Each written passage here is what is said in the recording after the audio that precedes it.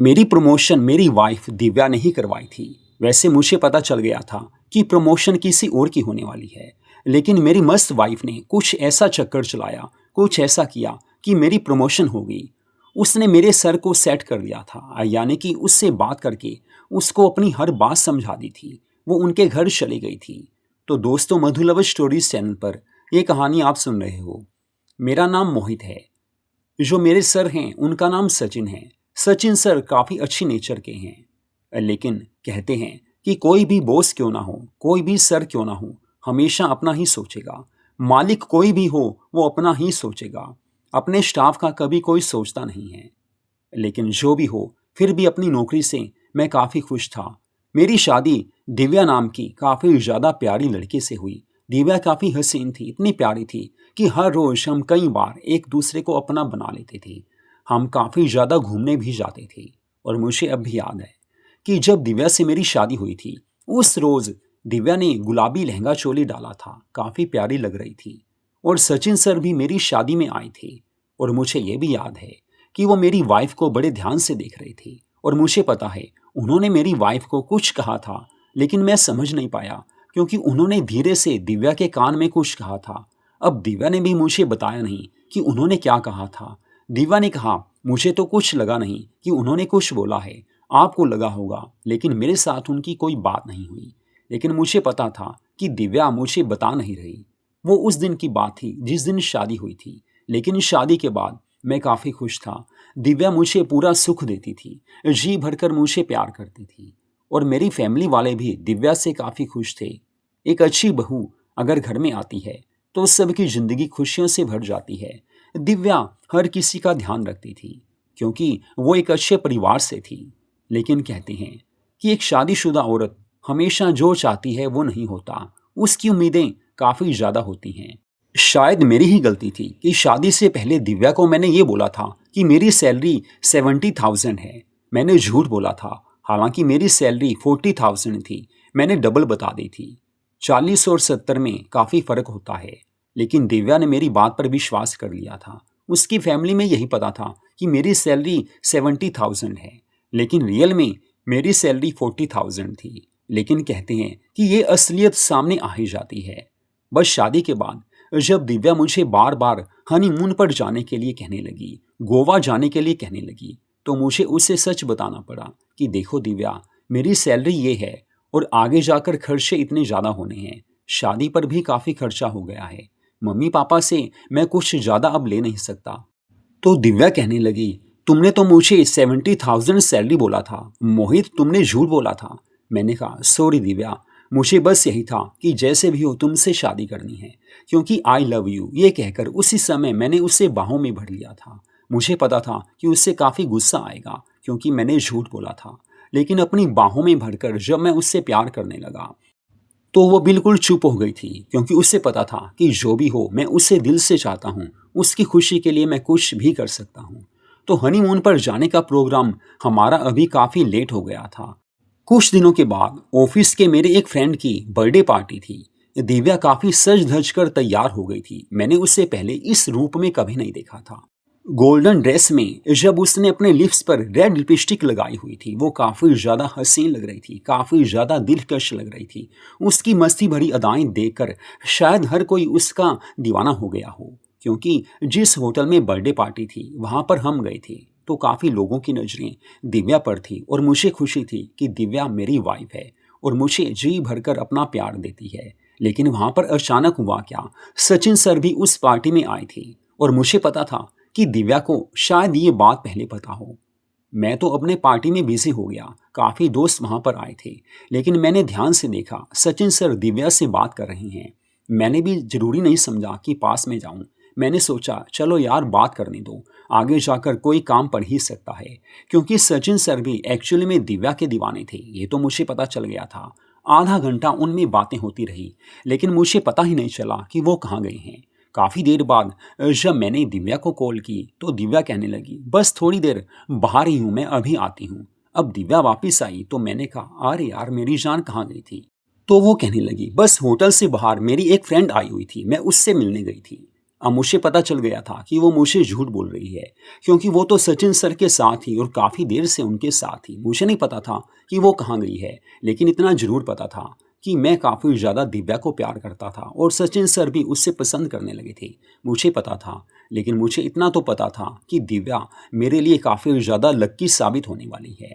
तो birthday party चल रही थी और उसके बाद सचिन सर आए थे। दिव्या से हाय हेलो हुई, ज़्यादा बात नहीं हुई, क्योंकि मुझे पता था असली बात तो पहले ही हो चुकी है। जो भी हो, देर रात 1 बजे हम फ्री हुए थे। अब मेरे पास तो गाड़ी थी नहीं, पहले हम किसी और के साथ आए थे, लेकिन रात को वापस जाना था। तो दिव्या कहने लगी, अरे यार मोहित, अब वापस कैसे जाएंगे? लेकिन तभी सचिन सर आ गए, कहने लगे, मोहित मैं तुम्हें घर छोड़ देता हूँ, इतनी रात में घर कहाँ जाओगे? तो हम दोनों सचिन सर के साथ ही उनकी गाड़ी में बैठ गए थे। दिव्या उस समय काफ़ी खुश थी। देर रात जब हम घर में पहुंचे तो दिव्या उन्हें कहने लगी, प्लीज़ सर थोड़ी देर के लिए आइए तो सही। वो कहने लगे, नहीं दिव्या जी, फिर कभी आएंगे। मैंने देखा दिव्या काफ़ी खुश थी और उस समय सचिन सर चले गए थे।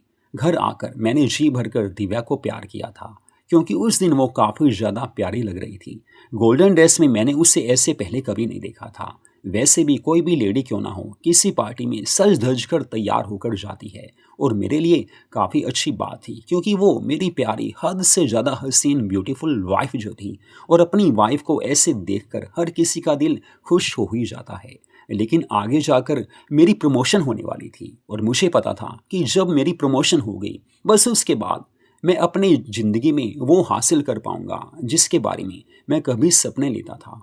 मैंने यही सोचा था कि प्रमोशन हो गई तो सैलरी काफ़ी ज़्यादा बढ़ जाएगी, और उसके बाद मैं हनीमून के लिए गोवा जाऊंगा। वैसे हम जयपुर भी जाना चाहते थे। जिस रोज़ मुझे पता चला कि बस प्रमोशन होने वाली है, उस रोज़ शाम को आकर दिव्या को मैंने बाहों में भर लिया और उससे बताया, मेरी जान बस मेरी प्रमोशन होने वाली है। दिव्या काफ़ी खुश हो गई थी, मुझे प्यार से देखने लगी और कहने लगी, बस फिर तो पार्टी होनी चाहिए। मैंने कहा, अरे यार पार्टी तो मेरी जान तुम दोगी।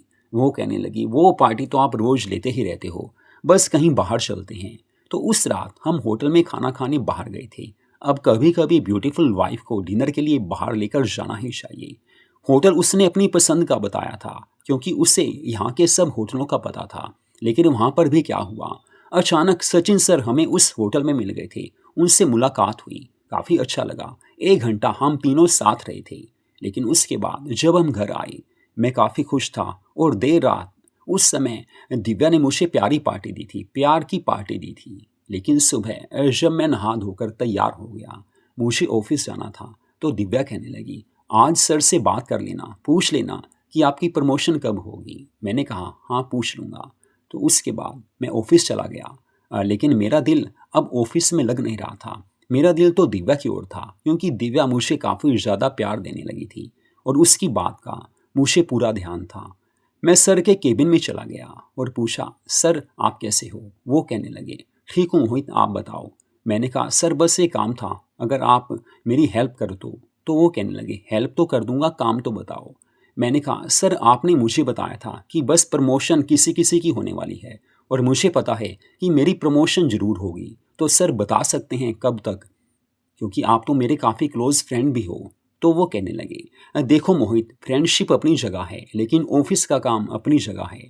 अभी प्रमोशन की कोई ऐसी बात नहीं है। वैसी उम्मीद है कि तुम्हारा प्रमोशन हो जाएगा। उन्होंने मुझे इतना कहा और मुझे काफ़ी खुशी हो गई। घर आकर शाम को दिव्या को मैंने बताया। दिव्या भी काफ़ी खुश थी, और मुझे ये पता था कि दिव्या में और मेरे सचिन सर में आपस में फ़ोन पर बातें होती हैं, क्योंकि एक बार मैंने दिव्या का सेल फ़ोन चेक किया था, उसमें सचिन सर की कॉल आई हुई थी। हालांकि वो डिलीट कर देती होगी, लेकिन कभी इंसान डिलीट करना भूल ही जाता है। फिर भी मेरे लिए अच्छा था, और मुझे पता था कि सचिन सर दिव्या को काफ़ी लाइक करते हैं, और दोनों अच्छे दोस्त भी बन चुके होंगे। हो सकता है कहीं मिलते भी हों, लेकिन मेरे लिए कोई ये बड़ी बात नहीं थी। आजकल कोई भी दोस्त बन सकता है, कोई भी ले सकता है, प्यार कोई भी कर सकता है, और दिव्या वैसे भी काफ़ी ज़्यादा हसीन है, प्यारी है। लेकिन मुझे काफ़ी अच्छा लग रहा था।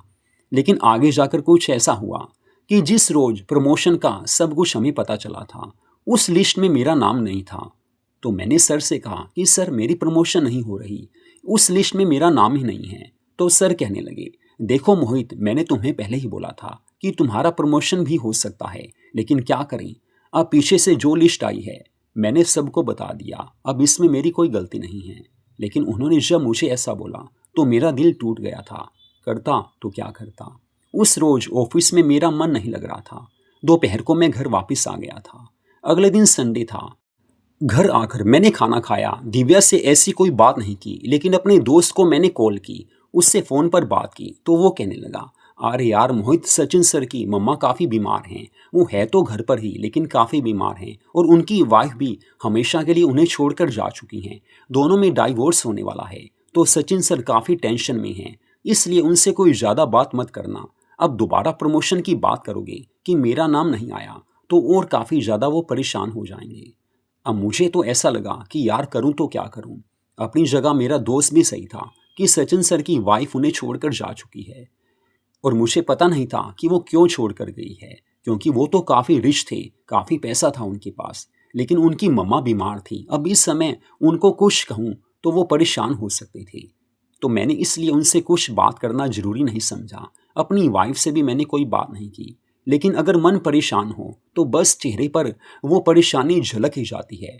दिव्या रात को नाइटी डालकर जब बेडरूम में आई, मुझे प्यार से देखने लगी। मैंने कहा, अरे मेरी जान, बड़े प्यार से देख रही हो। तो वो कहने लगी, क्यों प्यार से ना देखूं, आप मेरे हस्बैंड हो और हस्बैंड को प्यार से क्या कैसे भी देखा जा सकता है।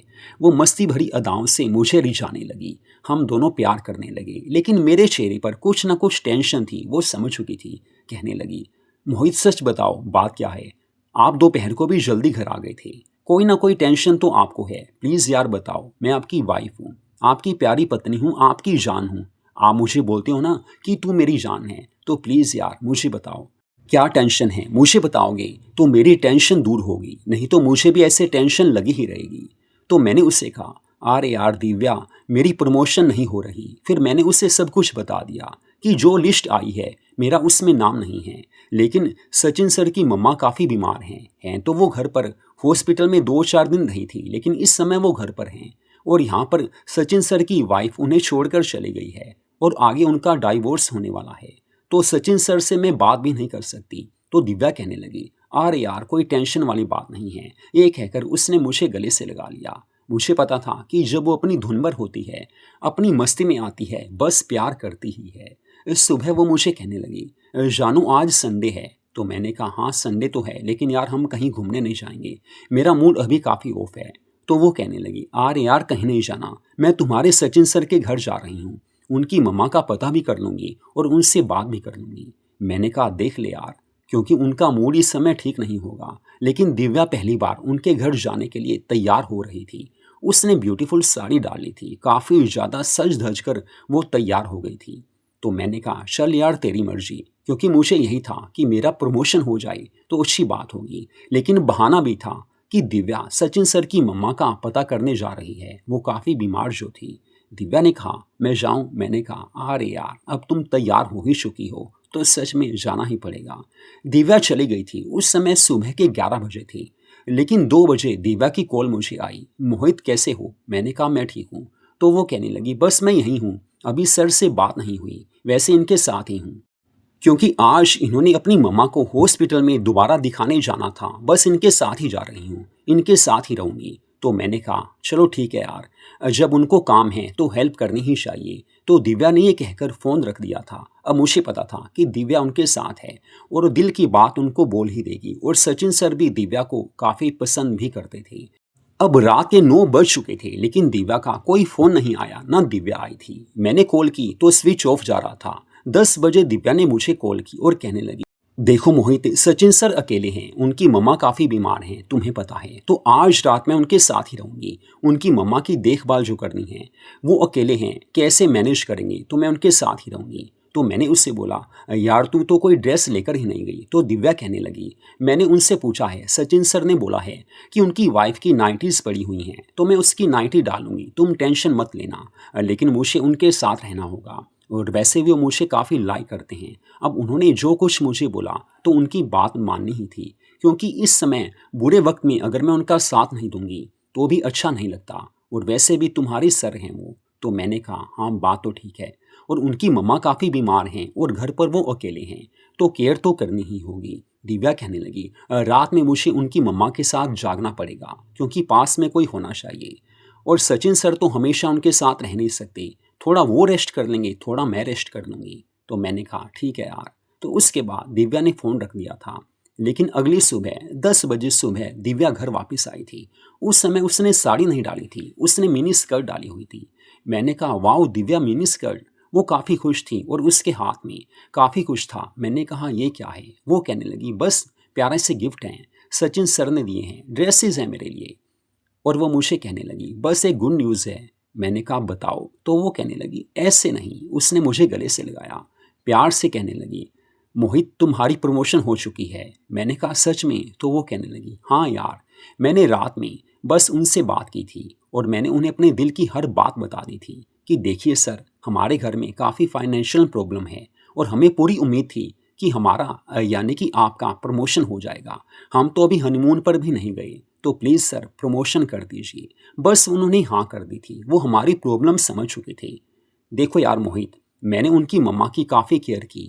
अब ये बात तो उनके ध्यान में रही होगी। बस जो भी हो, उन्होंने प्रमोशन के लिए हाँ कर दिया है। लेकिन हाँ, एक बात ज़रूर है, उन्होंने मुझे बोला है कि बस आज से दिव्या तुम मेरी फ्रेंड हो, तो कभी कभी मैं उनके साथ किसी डिनर के लिए या किसी पार्टी में ज़रूर जाया करूँगी। अब उन्होंने बोला है तो यार जाना ही पड़ेगा। तो मैंने दिव्या से कहा अरे यार कोई बात नहीं है, जब उन्होंने तुम्हें अपना दोस्त बना ही लिया है तो उनसे बात करना, उनके साथ जाना ये तो ज़रूरी है। वैसे भी बड़े लोगों के साथ जब कोई रिश्ता बन जाता है तो निभाना चाहिए। दिव्या मुस्कुराने लगी थी। मैं समझ गया था और दिव्या ने मुझे कहा देखो यार, सब चलता है, दोस्ती ज़रूरी है। तो मैंने कहा अरे यार मुझे पता है, जब खेलना ही है तो खुलकर खेलना चाहिए। कोई भी गेम हो जैसे खुलकर खेलते हैं वैसे ही दोस्ती कोई भी क्यों ना हो निभानी ही पड़ती है। लेकिन मेरी प्रमोशन हो चुकी थी, इस बात की मुझे काफ़ी खुशी थी। दिव्या को उस रात मैंने जी भरकर प्यार किया था, क्योंकि मेरी प्रमोशन जो हो रही थी और दिव्या मेरे बॉस की, मेरे सर की काफ़ी क्लोज फ्रेंड अब बन चुकी थी। हमारे लिए दोनों ही काफ़ी बड़ी गुड न्यूज़ थी, क्योंकि बड़े लोगों के साथ कोई ना कोई रिलेशन होना ही चाहिए। प्यार का रिश्ता बना रहे, दोस्ती बनी रहे तो आगे जाकर कोई ना कोई फ़ायदा हो ही जाता है। और दिव्या की वजह से ही मुझे प्रमोशन मिली थी, इस बात की मुझे अब भी पूरी खुशी है। आज भी दिव्या सचिन सर से कई बार मिलने जाती है, दोनों अच्छे दोस्त हैं। कई बार हम तीनों मिलकर भी पार्टी करते हैं।